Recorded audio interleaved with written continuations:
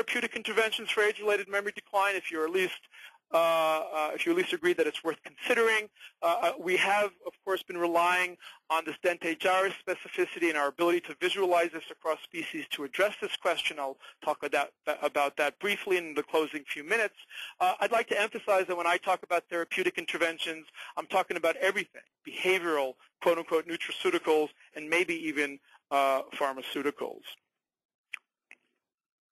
So in terms of contributors, there are a lot of physiological processes that change. Our kidney function changes. We develop elevation in cholesterol, high blood pressure. Can we identify any of these age-related physiological changes that might be contributing to age-related memory decline? And we would, at the get-go, say that anything that that would be considered an etiologic process should differentially target the dentate gyrus and should track with the time course of aging, which begins at around 30 years of life and worsens monotonically across the lifespan. And as Gabrielle mentioned, we've recently used these criteria to sort of fish out blood glucose as a potential etiologic contributor of aging. This was just published in the Annals of Neurology, and we find that elevations in blood glucose target the dentate gyrus, again, exploiting our cross-species imaging capabilities by starting in humans, turning to monkeys, and ending up in mouse models.